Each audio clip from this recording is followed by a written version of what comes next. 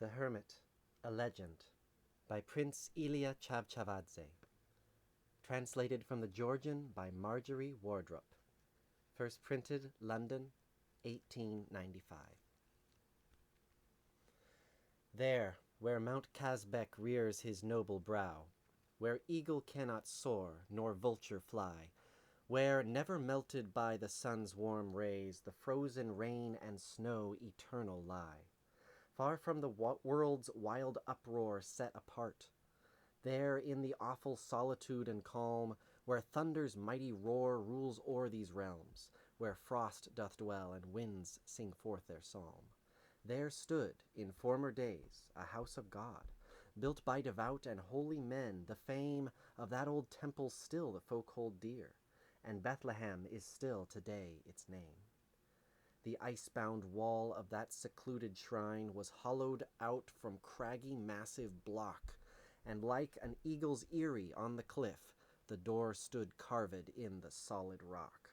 Straight downward from this gate unto the path there hung descending a rough iron chain, and save by that strange ladder's aid alone, man could in no wise thereto entrance gain. In days of old, monks left this world of woe, and there they dwelt, devoted unto God. In that wild wilderness they sang their songs of praise, and in the path of saints they trod. There they withdrew to seek God's solitude. There they abandoned all earth's vanity, and in that everlasting dwelling sought to fit themselves for God's eternity.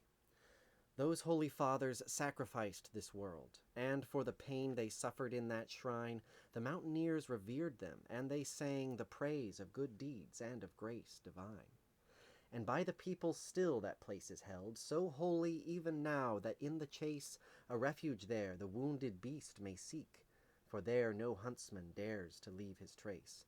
None save the man whose life is given to God can rest within that ruin's sacred shade, and he who breaks this law must perish there by swift avenging lightning's trenchant blade.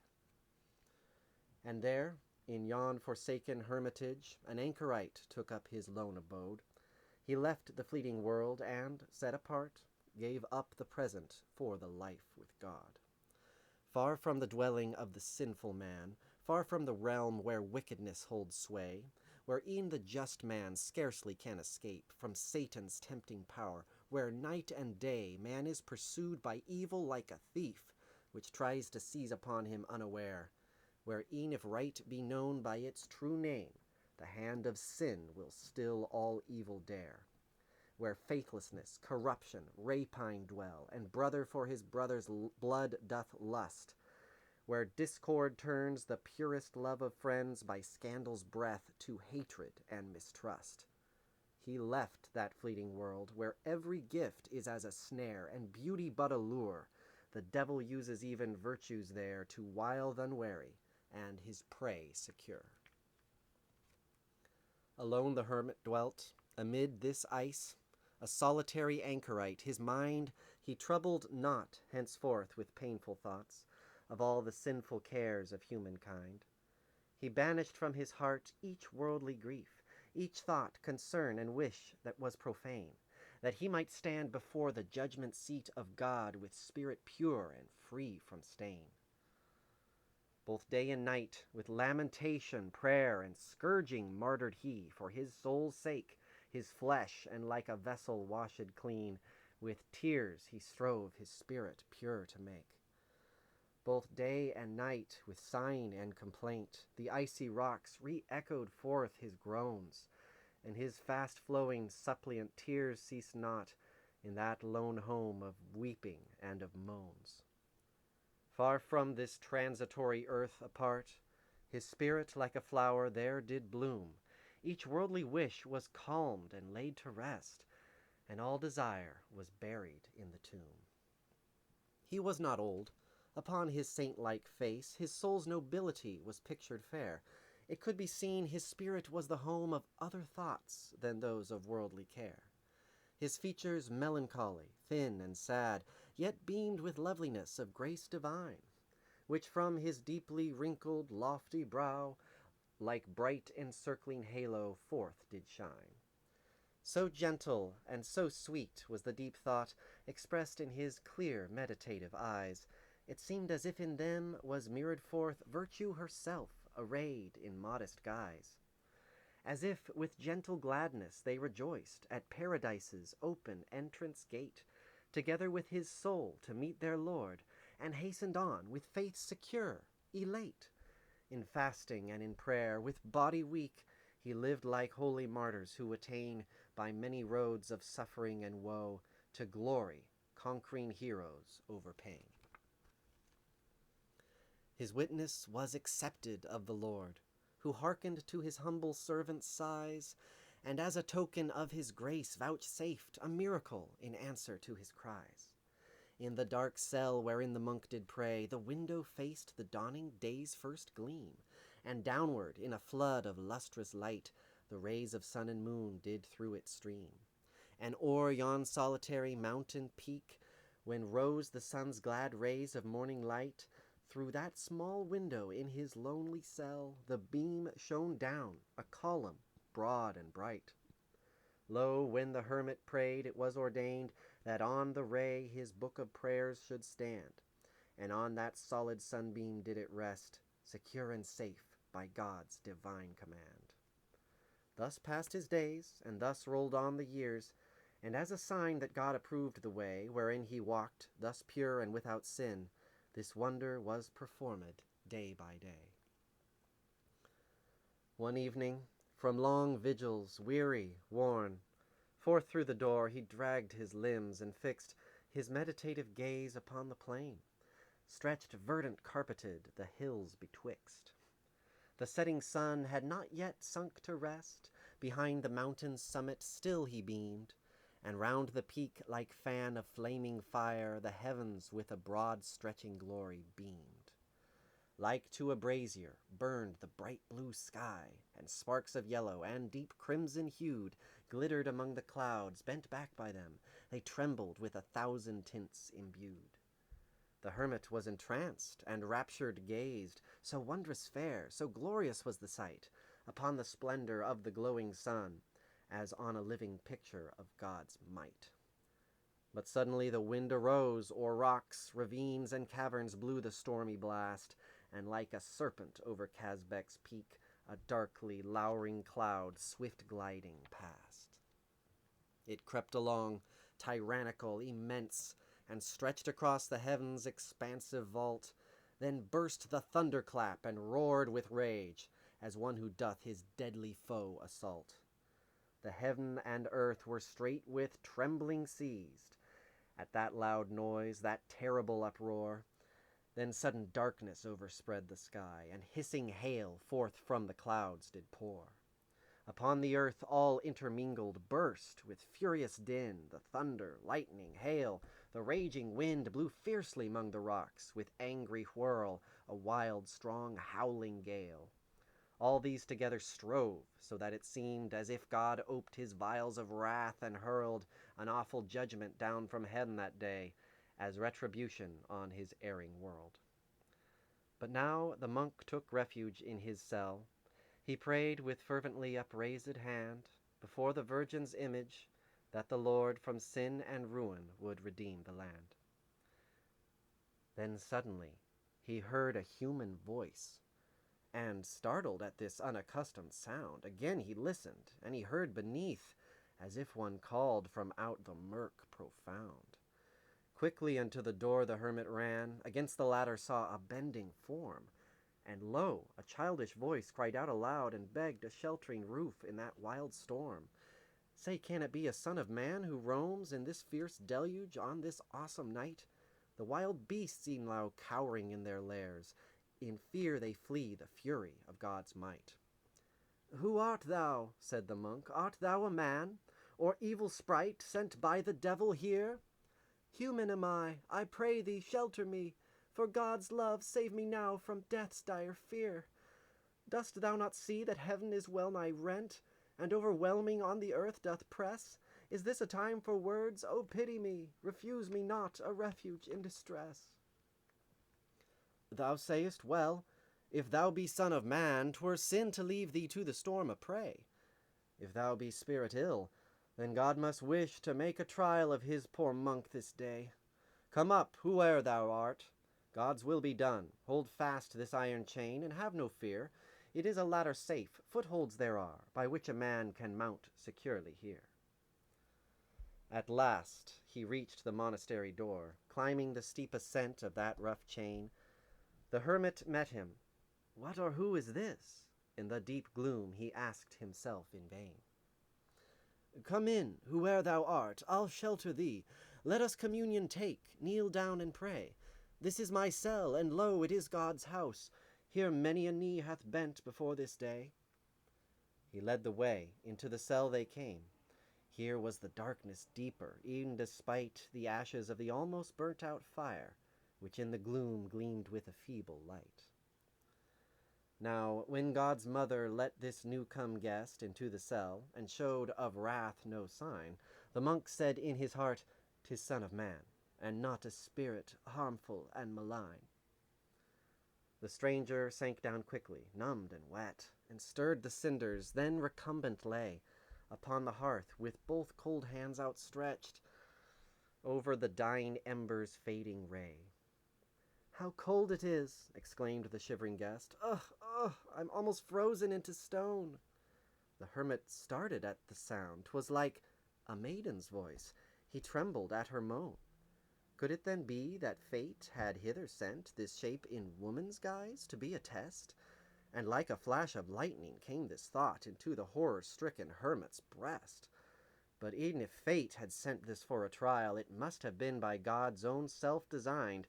Therefore he took it from the Lord in faith, in confidence, and peace of heart resigned. "Hast thou no firewood?" asked the visitor. "Go bring some here, and light a fire. A load upon my back tomorrow will I fetch, but let me warm myself for love of God." The hermit from the corner brought some wood to light the fire anew. The blaze that beamed when it was kindled fast dispersed the gloom, and through the darksome cell it brightly streamed. But when the ray cast from the lighted fire upon the stranger guest there seated glowed, a picture of enchanting loveliness unto the hermit's wondering eyes it showed. Full of bewitching beauty, full of life, a youthful maiden by the fire reclined. Of noble mien, yet meek she seemed. Her neck was bare and graceful as the timid hind. The beauty shed abroad from her black eyes disputed with the warmth cast by the glow of firelight, and beneath that conquering gaze it yielded up to her and flickered low. The grace of love herself, if she desired to picture forth the beauties of her mind, and if she dwelt incarnate on the earth, a fairer semblance could not wish to find.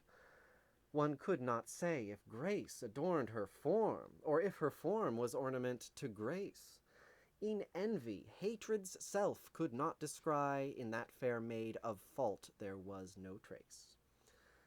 Who would not tremble for her glorious eyes, her brilliant cheeks and bosom heaving high? Look at her lips, it seems that love has left a kiss imprinted on them tenderly. Who is not drawn and captivated, held by mighty beauty's all-enchanting power? 'Tis said that by its influence subdued, the savage beasts are tamed and gentle cower. And e'en that hermit stern, severe, and sad, grew gentler and more mild, by beauty swayed. With sorrow in his guileless heart he gazed, his eye held captive by the lovely maid. At length he asked her, "Who art thou, my child? What can have brought thee to this desert drear, in this rough weather, when the tempest wild has almost flooded earth afar and near?" "A shepherd lass am I, down in the lap of Kazbek's mount my father's flocks I fed. Deceived were the sheep by the fresh grass, I followed them, and on they still were led.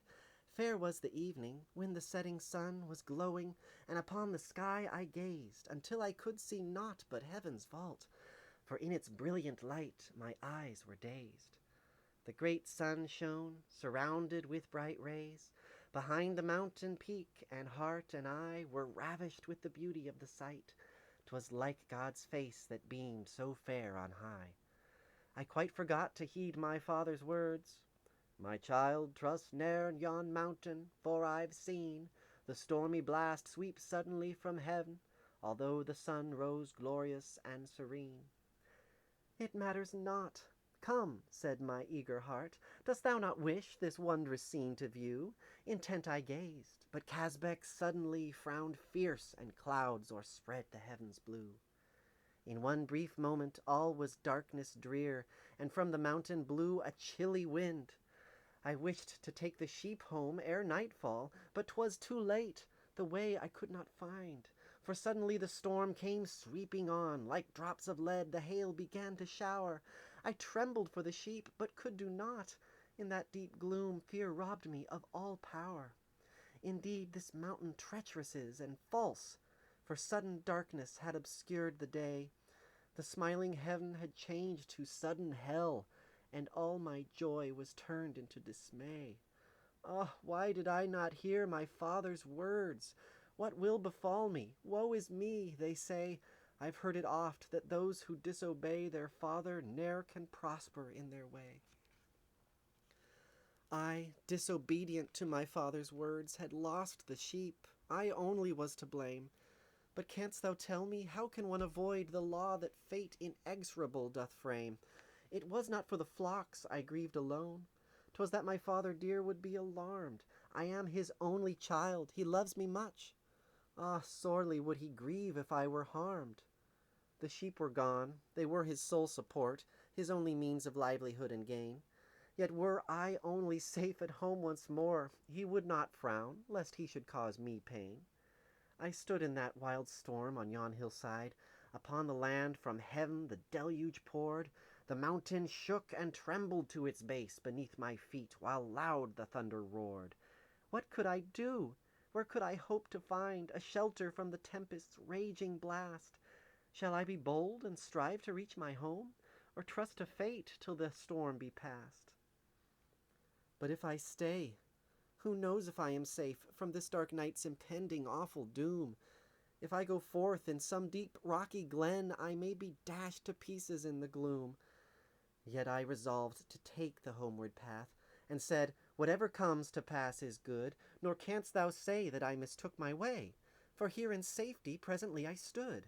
I felt the chain, and then I knew that this must be Mount Kazbek's far-famed saintly shrine.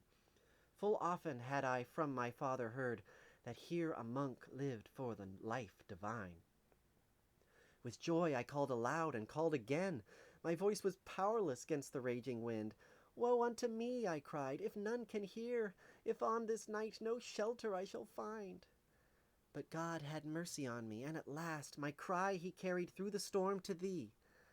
I need not tell thee more, thou know'st the rest.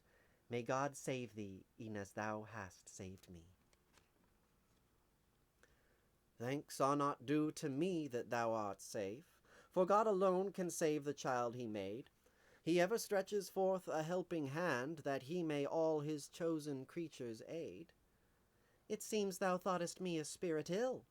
Be not amazed, nor troubled in thy mind. What being in the world would visit me, a lonely monk forgotten by mankind? Hast thou no ties upon the earth, no friend, no brother, sister, kin to thy dear to thy heart? These had I once, to all I said farewell. To serve the Lord from yon world did I part. Hast thou lived here for long? I cannot tell. Thou canst not tell, my child, from all the fears of yon fast-fleeting world apart I dwell. What reck I of the flight of passing years? And dost thou live without a human friend? To me God's holy will was thus revealed. But why should God desire that man should stay alone amid these icy rocks concealed? May God be not displeased, nor thou, O monk, for I am very ignorant in speech. When in yon vale below I watched my flocks, and looked up here, as far as sight could reach, I often pondered o'er my father's words, that there a monk dwelt in those realms of ice, who for his soul's sake suffered solitude, and of his body made a sacrifice. This tale surprised me, for I could not think how this should be a pleasing deed to God. He surely could not be displeased that man should love the world where he himself had trod. I said within myself, how can this be? Why did God deck the earth and make it fair, if man should look upon it as a curse, and leave the world and all its beauties rare? Should I abandon all earthly ties? From all my friends and home should I depart? O God, forgive me, 'tis too hard a task, I could not with such ease crush my poor heart. How canst thou bear to leave the world of joy? Its pleasures sweet thou surely knowest well. Death sways all here, but there is gladsome life. Here grief abides, but there delight doth dwell. Hast thou from thy crushed heart torn every tie? Does love no longer linger in thy breast? Hast thou not brought grief hither with thee too? Do care and sorrow ne'er disturb thy rest? Do dreams of home ne'er haunt the weary hours? Dost thou ne'er for thy friends and parents pine? Was there no heart to make thee happy there? No heart which throbbed in harmony with thine? How couldst thou leave all love? Hear me, my child. The soul is dearer than all vain delight. It is a captive in yon fleeting world. These joys are chains that stay its upward flight. Are all who dwell within the world then doomed? Must we all hopes of safety then forgo? Salvation's road lies open unto all. This is life's way for me, a life of woe. A life of woe. These words he scarce had said, when chilling horror seized the hermit's heart. Such words betokened bitter discontent. How could complaint in his calm life find part? A life of woe, 'twas cry of suffering soul, sunk 'neath the load of sadness and distress. 'Twas like a sobbing sigh, a mournful moan, for joy departed and lost happiness. What had he lost? Should he not gladsome feel that from the weary world he had withdrawn, and all its fleeting fancies flung aside, for that for his soul a day of rest might dawn? It cannot be that still he cast behind a longing look on life and its delights, when upward e'en to God's most holy throne sweet immortality his soul invites. What had come o'er him? What had moved him thus? It could not be that now he mourned his fate, and felt regret that he had yielded all to him who every being did create. He dares not own himself displeased with God. The soul that trusts him he will never leave. Was not God's blessing generously given? He could not wish for more. Why did he grieve? Yea, his grace was all he could desire. Then whence had come those words of deep despair? Around his cell he glanced, oppressed by fear, as if perchance some lurking fiend hid there. But none was there, none save the wearied maid, who, sunk in slumbers soft, in silence lay, while lovingly on her the firelight glowed, and flickered o'er her fair face, glad and gay. Bewitching was she as she lay asleep, adorned in beauty and all charms of love, as if seeking to make her fair and good, both love and happiness together strove. Beauty divine seemed to have shed on her all the rich treasures of its boundless store, and as the nightingales upon the rose, so beauty's soul upon her cheek did pour. And when the hermit gazed upon that face, the stormy waves that tossed his heart were still. Surely some secret force held him enslaved, that he must look on her against his will. What power is this that o'er him casts its spell? Is it delight or sorcery's fell snare? His eyes were traitors to his mind's command. He tried to turn away, but still stood there. Long time he looked, and then into his cold heart at last there streamed a ray, so tender, warm. He trembled, yet he felt the trembling sweet. What gave it such a strange and subtle charm? His agitated heart heaved with quick throbs. Ne'er had he felt it thus before this day. He heard the melody of silver strings, as on a lyre love on his heart did play. What meant this sweetness hitherto unknown? He could not tell this tender feeling's name. If it was sinful, why was it so like immortal life, his soul's incessant aim? A step he took, himself he knew not why. Calm and serene still slept the wearied maid, and pleasing thoughts pursued her in her dreams, while round her parted lips a proud smile played. And that seducing smile so sweetly lured th'enchanted gazer to a fatal kiss. None could deny those soul-enticing lips, not e'en an angel fresh from realms of bliss. Now lo, the unhappy monk bent down his head to kiss her face, but, seized with swift alarm, he started back. 'Twas death's delusive snare that sought to draw him by the maiden's charm. He was not vanquished? Nay, it could not be, that now his faith had lost its former power. The thirst for holiness that filled his soul would surely last until life's final hour. He could not cast away God's holy gifts, the welfare of his soul and grace divine, to change them for this earth's harassing cares. For passing worldly pleasures dared he pine? But who is this that calls reproachfully, "Hast thou not fallen into fatal fault?" Who cries, triumphant o'er his wounded heart, "Art thou not vanquished by my first assault?" Whence comes this sound of noisy, mocking laugh? What merriment is this that greets his ear? No one was there, and yet it could not be that this loud laugh was born of naught but fear. And tremblingly, with terror, looked he round. He was alone, still slept th' unconscious maid. In haste he rose, and, filled with wild alarm, before the Holy Virgin bent and prayed. Is there no help? E'en looking on that face, the same dismay the hermit's heart assails. 'Gainst that cursed laughter, fraught with deep reproach, his erstwhile potent prayer not avails. His soul entreats his erring heart to pray, but all its earnest efforts are in vain. E'en kneeling 'neath the Virgin's sheltering gaze, he cannot his rebellious will restrain. He looks upon the Holy Virgin's face, his supplicating eyes entreat her aid. But woe! Her gracious smile beams not on him. Before him still he sees the shepherd maid. What brings that form again before his eyes? Is it of flesh, or but a phantom pale? Or has the image of God's mother changed into the likeness of a mortal frail? Since he has fallen, does God not deem him fit to look upon the Virgin's holy face? Has he performed a miracle divine to bring his erring servant back to grace? He tries to cross himself, but lo, his hands refuse to move. He seeks to breathe a prayer. His tongue is mute. He, thirsting for God's smile, can see naught save the cursed maiden there. Now canst thou still resist? And in his cell the mocking laughter echoed forth once more. No longer could the unhappy monk remain, but like a madman rushed forth through the door. The day was dawning, fair the morning broke, and from the heavens the clouds were chased away, while o'er the tranquil earth a zephyr breathed, and everywhere peace held her potent sway. But who is this, with wildly waving hair, that runs among the rocks with trembling dread?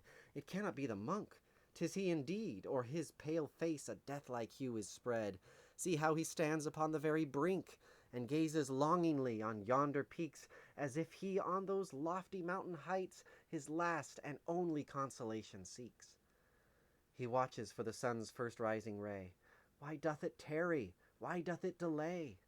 Until this day e'en time itself was not. Why doth a moment now cause him dismay? The sun arose. Into his cell in haste the monk returned, by dawning hope consoled, for through his window streamed the sun's bright beam, and stood there like a pillar, massy gold. His heart was calmed. Once more, with timid trust, his eyes he turned towards the blessed maid. Once more the image smiled upon the monk, looking with favor on him as he prayed. O God, thine anger then is turned away, and thankful tears forth from his eyes did well. He laid his book of prayers upon the ray, but woe! The unhappy man, alas, it fell. Before the hermit's eyes the light grew dim. Fear seized his fainting heart, and hopeless dread.